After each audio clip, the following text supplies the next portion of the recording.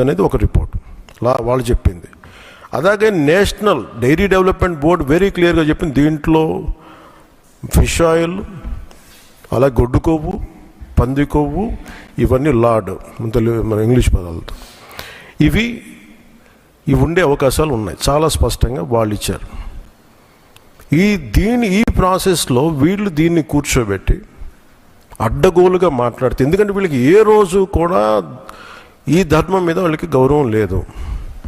పైగా ఈ దొరికిన వాళ్ళు ఛార్జ్ షీట్లు మీకు చూస్తే, మనకి తెలిసిన పేర్లన్నీ చూస్తే ఇందులో ఎక్కడ మతానికి సంబంధం లేదు. ఇది భోలేనాథ్ బాబా కానీ మిగతా ఏ డైరీ మీరు చూసినా కానీ వీళ్ళు ప్రిడామినెంట్లీ దర్ ఆల్ హిందూస్.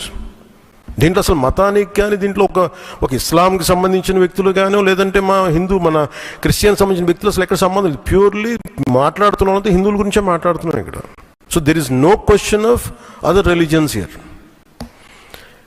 ఈ ప్రభుత్వం, గత ప్రభుత్వం విషయంలో కూడా మేమేం మాట్లాడుతున్నాం అంటే, they never have respect for the traditions and dharma of this land.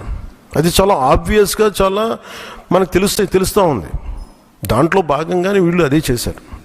చూసి ఈరోజు మాట్లాడి క్షమాపణ అడగకుండా తప్పు జరిగిపోయింది. ఇందాక మా కేశవ్ గారు చెప్పినట్టుగా ఒక తెలియక చేస్తే పొరపాటు, తెలిసి చేస్తే తప్పు, కనీసం తప్పులు జరిగినాయి అది కూడా చెప్పకపోగా మమ్మల్ని క్షమించమని అడుగుతున్నారు.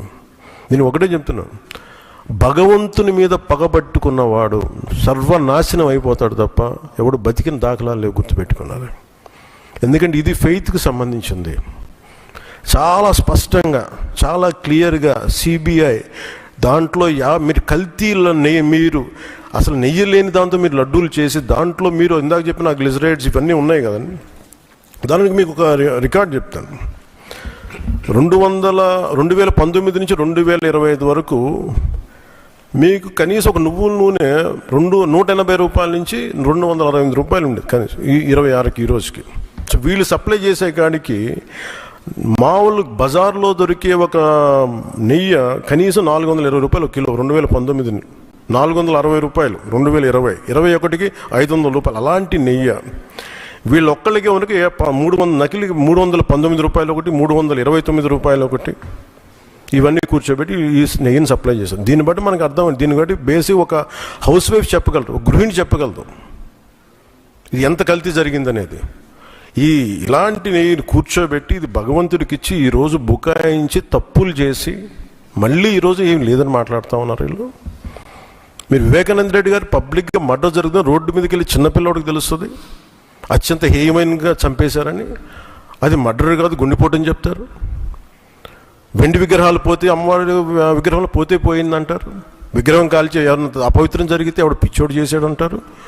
ఈరోజు కల్తీ జరిగిందని మాట అసలు కల్తీ లేదు, ఇది పూర్తిగా క్లీన్ చిట్ ఇచ్చిందంటారు. దీన్ని బట్టి మనం అందరం అర్థం చేసుకోవాల్సింది, ఇది వీళ్ళకి దీని మీద గౌరవం లేదు. వీళ్ళకి 7 కొండల వాడికి 2 కొండలు చాలు అన్న ఆలోచన విధానం నుంచి పుట్టిన వాళ్ళు ఈరోజు ఏ స్థాయికైనా దిగజారగలరో ఇది చాలా ప్రస్ఫుటంగా మనందరికీ తెలియజేస్తూ ఉంది.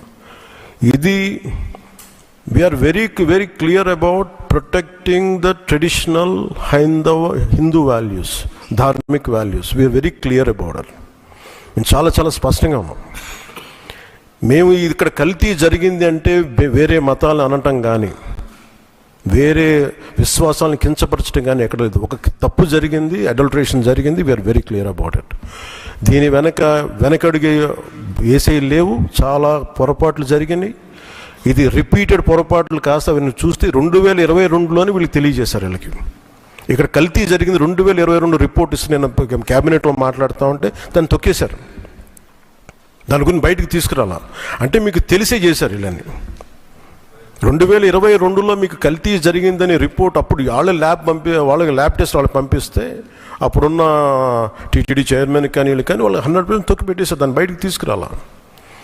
దాన్ని బేస్ చేసుకొని మళ్ళీ ఆల్రెడీ 22లో జరిగింది కదా, దాని గురించి సమాధానాలు లేవు. ఇవన్నీ తెలిసి కూడా మీరు అయోధ్యకి కల్తీ లడ్డులు పంపించారు. ఇది విశ్వాసాల మీద మీరు కొడుతున్న దెబ్బ. ఇది మీ